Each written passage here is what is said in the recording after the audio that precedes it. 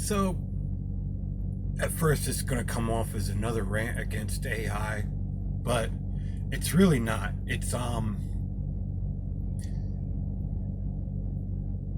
Well, it's kind of against AI, but it's to explain because people really don't understand what's going on. And ironically, the one person who really understood what was going on and actually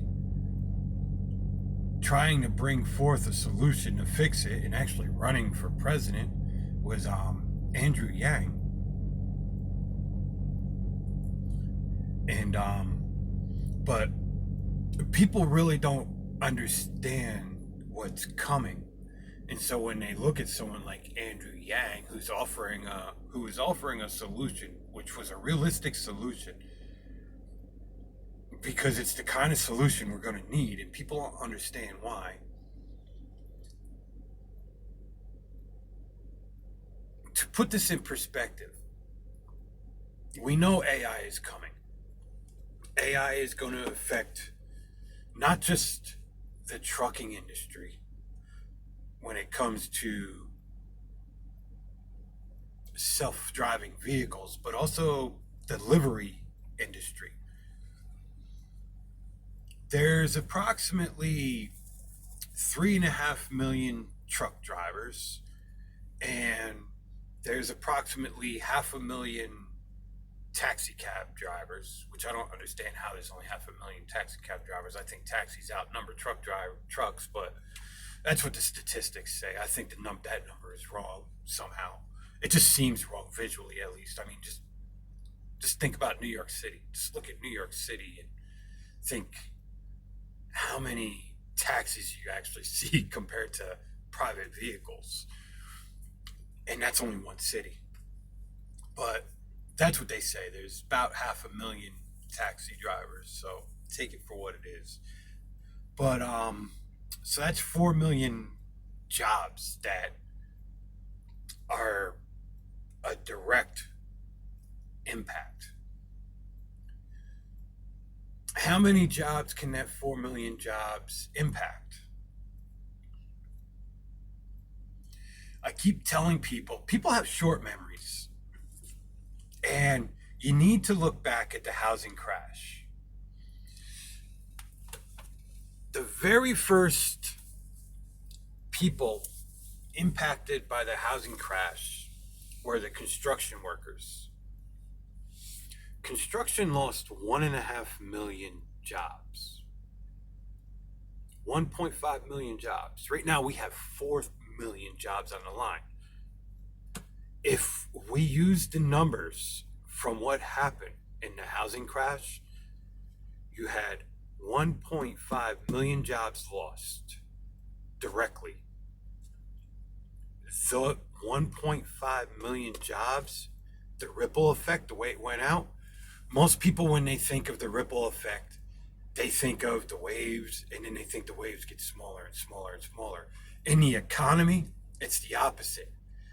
It starts with the little wave, and it works like a tsunami, and the wave gets bigger and bigger and bigger and bigger.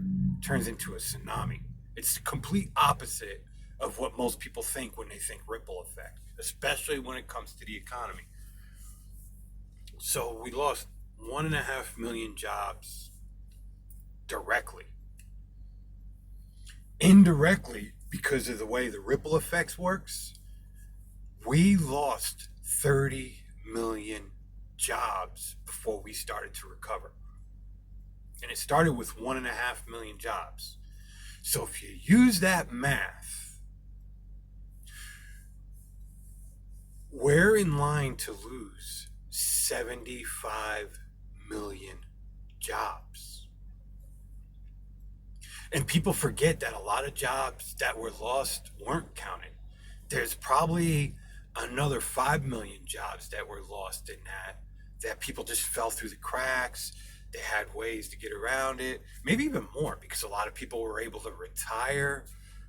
A lot of people filed for disability that they didn't go for before because they were like, well, you know what, I can work. Even though I'm working in constant pain, I can work. And I'd rather be working than unemployed. But when they came faced with, losing their homes and filing for their disability. They filed for so it's probably about 5, maybe even 6 or 7 million jobs extra that were lost on top of that. So with them numbers, we're looking at a minimum of losing 75 million jobs, and it's in the near future. It's going to start. We're actually getting into that point. It gets even more complicated now because just using that simple math isn't taking into account the jobs that AI is already in line to take. The Ghost Store, Amazon. The Ghost Store is pretty much completely employee free. It's not 100% employee free, but when you think about a store, it's as close to employee free as you can get. There's no cashiers, there's no staff, no real staff in the way you think of a store. I mean, the reality is 95% of the people that would normally work in a store aren't there. 90 to 95% of the people. Those stores, that's the future, and that's going to come quickly. There's already, we see it in Walmart, self cashiers, non-cashier checkout, self checkout. Burger King, McDonald's, they already have the kiosks. They're getting prepared to do away with cashiers.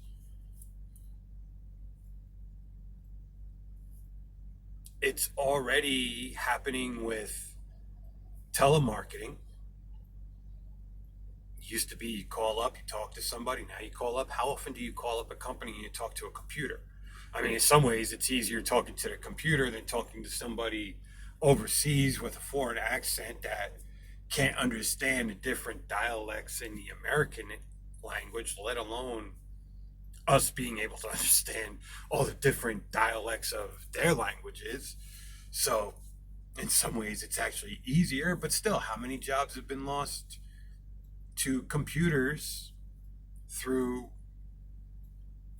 AI already for telemarketing? And more are coming.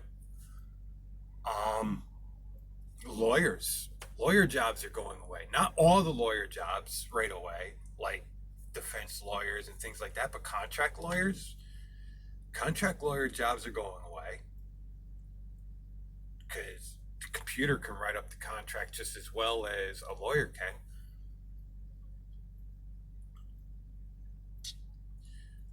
Broker jobs, freight brokers in the trucking industry, that's not even really a number that's included in the number that I'm thinking of, because that's not one that's normally thought to be directly impacted. But that's going to go away because the reality is once you have driverless trucks, everything is wired.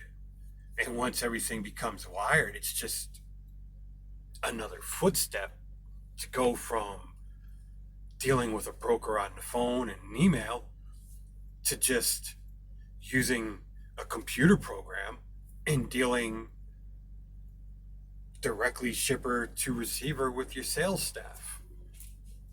It's what it is now. There's a salesperson on each end and there's just a broker in the middle.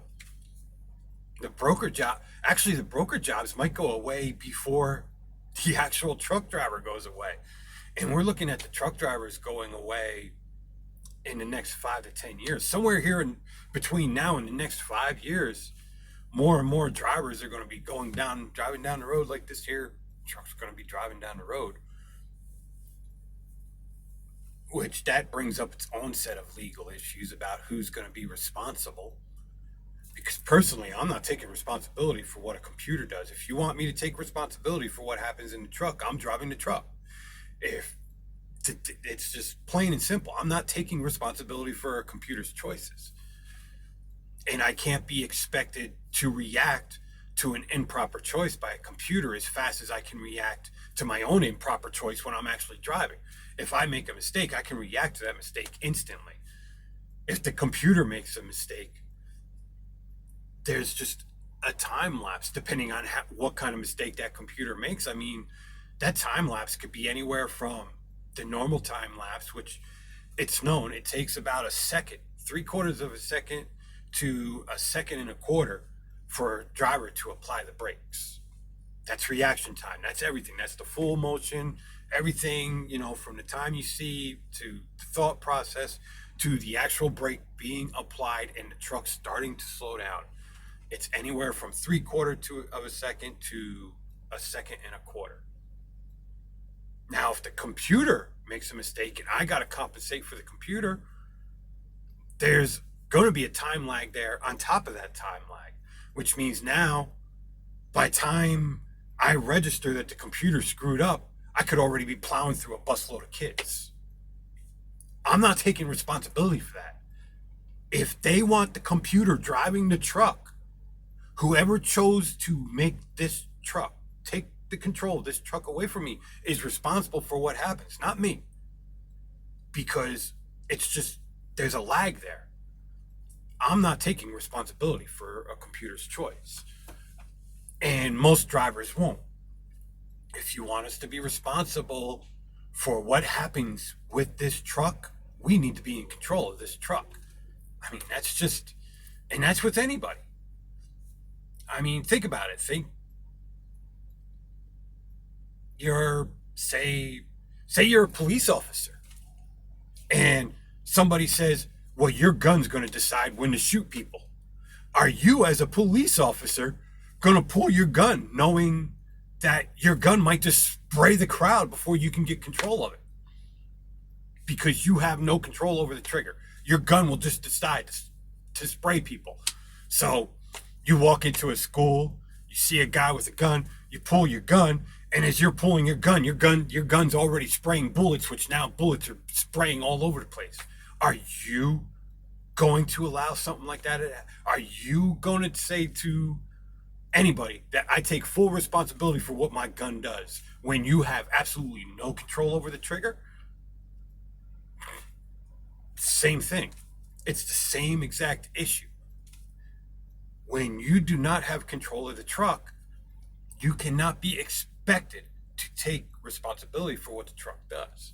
So that's going to also start really causing major issues in the trucking industry.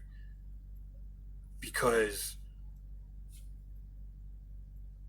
when this truck plows through a school bus, I mean, I'm using the most drastic example I can so that people will really look at what I'm telling them and understand this about just the issues that are going to create other issues on top of issues that are coming, and why so many people are going to be leaving the trucking industry even before AI completely takes over. And the biggest thing is going to be that transition period. In that transition period, somebody needs to be responsible for the choice that the truck makes. And I'm not going to be that person. And most truck drivers are not going to be that person. And the other issue is nobody's going to go to school and get their CDL anymore, because they're going to understand that they might go get their CDL. They're going to get into a truck. The truck is going to make a bad decision, and the truck is going to take lives. And the person who just got their CDL is going to go to prison for the rest of their lives because of a decision they had no control over. Absolutely no control over. And so even before the AI completely takes over the trucking industry, we are going to start seeing this, and we're going to start seeing the ramifications of AI, because truck drivers are just going to start leaving the industry in droves. I'm one of them. I'm not. If you want this truck to be driving itself, I'm not responsible for the choices it makes. Absolutely not. I'm responsible for when I take over control of the truck. But if you want this truck driving down the highway by itself, I won't even sit behind the wheel of the truck. I'll sit in the passenger seat if that's the only way I can make an income in this industry. then I'll sit in the passenger seat. When the truck pulls over on the side of the road because it's time for me to take over, then I'll get behind the driver's seat, behind the steering wheel. But I am not sitting behind this wheel and taking responsibility for the choices of the truck, because I'm the one that will go to prison if the truck makes a bad choice. Not the truck. The truck ain't going to prison. I'm going to prison. So that's going to start early on, even before AI completely takes over. So we're going to start seeing this right away. I have a feeling in the next 5 years, even if only a quarter of the truck drivers leave, say a third, makes it an easier number. If a third of the truck drivers leave, that's 1 million jobs. We already know the ripple effect of 1 million jobs because we went through it. When you have a mass exodus of 1 million jobs, we had a mass exodus of 1.5 million jobs, which equaled 30 million jobs in the end. And it went across things that had nothing at all to do with construction. I mean, that whole thing, it started everything. And the auto industry, look at all the jobs and it all started with losing the construction jobs. And it all rippled out. And it affected Wall Street. And then that all rippled out. And we can get into the whole issues of how regulation actually created that whole situation. But this isn't the video for that. But it really did. Regulation created that whole situation. And it came all down to a price cap on how cheap of a home you can mortgage. That's what it all came down to. But that's a whole nother video. I can make that video though. But it really, people need to understand what's coming. And I don't know if we can prepare for it.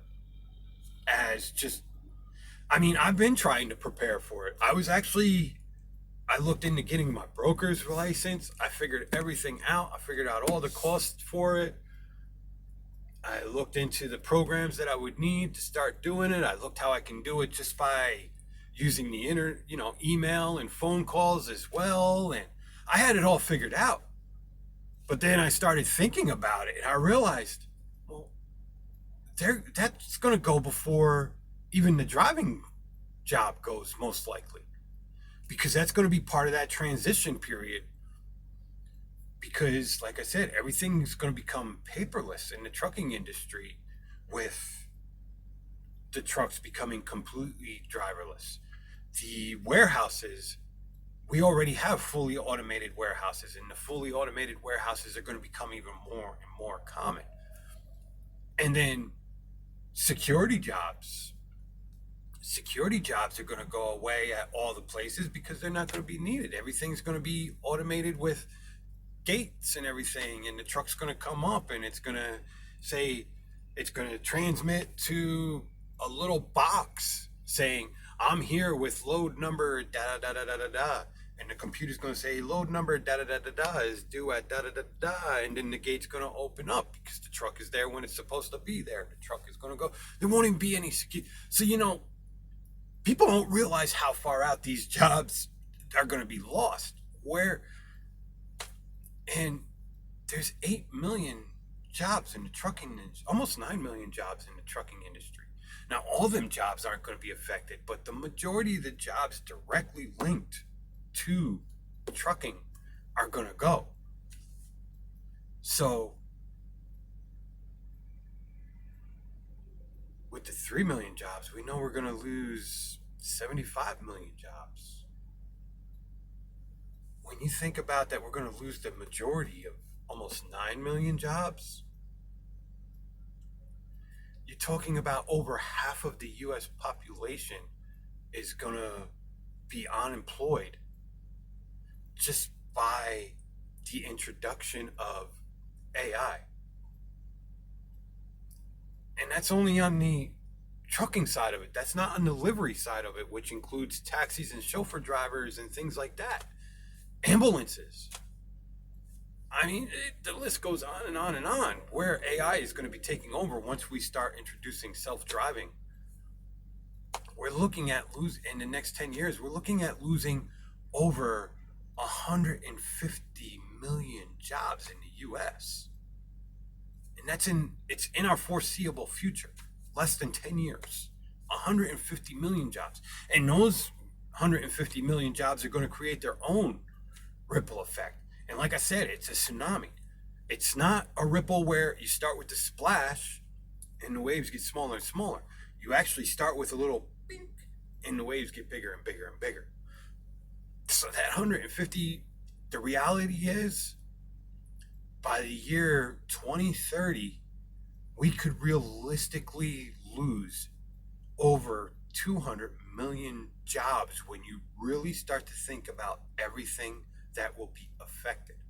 And you really start to think about how that tsunami works. 200 million jobs.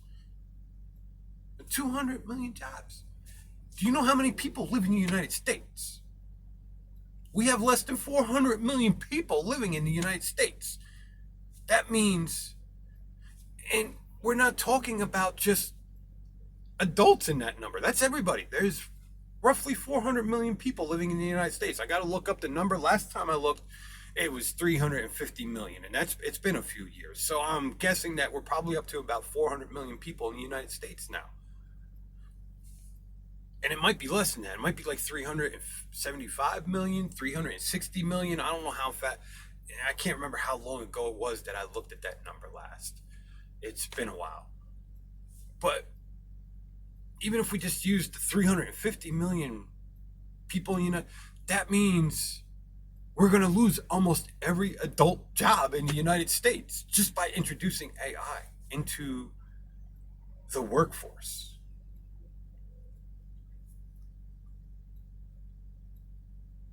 How are we going to recover from that? Because the problem with an economy is, how do you fuel an economy?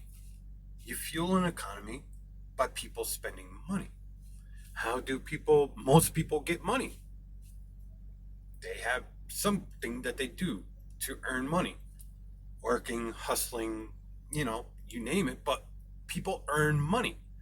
And the only way to earn money, it still comes down to the simple fact that you need jobs.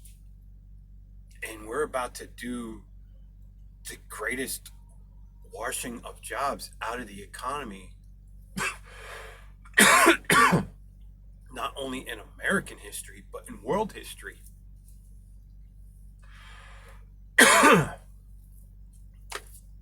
So,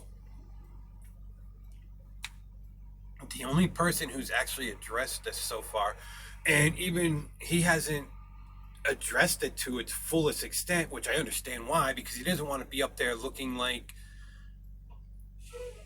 a fearmonger preaching Armageddon, which I understand it and it makes sense. I mean, a lot of people are going to look at this video and say, geez, the guy is preaching Armageddon. He's a fearmonger. It's not fearmongering. Talk to real economics.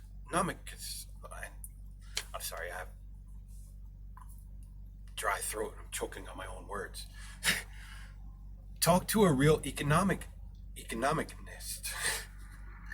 and they will tell you this is a reality. This is how the economy works, and this is the reality that is coming. This is not fear mongering. And my numbers probably are underinflated. My numbers aren't overinflated. My numbers, if anything, are underinflated, because I'm only looking at what happened in the housing crash, and I'm using that formula to figure this out. And it's a formula anybody can do. I mean, it's a very simple math formula, and I'm using it in its most simple form. So this is something that anybody can figure out on their own. This isn't a complicated math formula. So we really need to think, what are we going to do? How are we going to fix this? And whether you agree with Andrew Yang's solution or not, which I think his solution, as a true someone who believes in free market and believes in capitalism and wishes we can have a free market. I wish we lived in a free market. I really do. That would solve a lot of issues, but we don't. Andrew Yang is the loudest voice out there when it comes to reality of what's coming and what's going to happen. Most people, they don't want to talk about it. And it's like he said, he even said it. He admitted it, that when he went to DC and he brought this to people's attention, the number one answer was, we can't talk about that. And the reason nobody can talk about it is because nobody wants to address the reality. Because if they start addressing the reality, they're afraid it's going to affect their votes. Because the number one policy that created this whole situation is just policy. Regulation created the situation we're in. I mean, the whole reason we're looking for an AI answer comes to policy decisions based on people lining their pockets. For example, highway safety.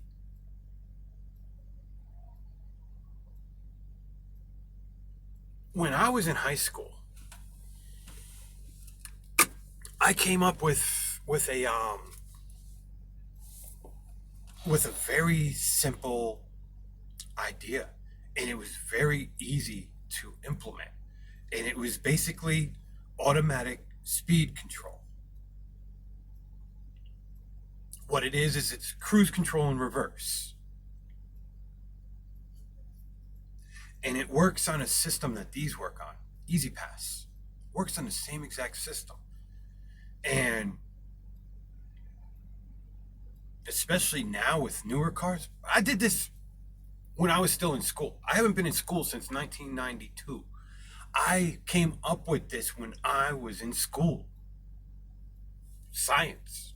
It was just a science hypothesis for how to fix something using science, and I used applied science and then came up with this idea. Something just like this. Instead of the way when you go underneath your E-ZPass and it transmits to this to say, okay, this is, and it takes your money, you'll go past a speed limit sign and it will tell you this is how fast your vehicle needs to be going at its max speed, and it won't let the vehicle go beyond that max speed.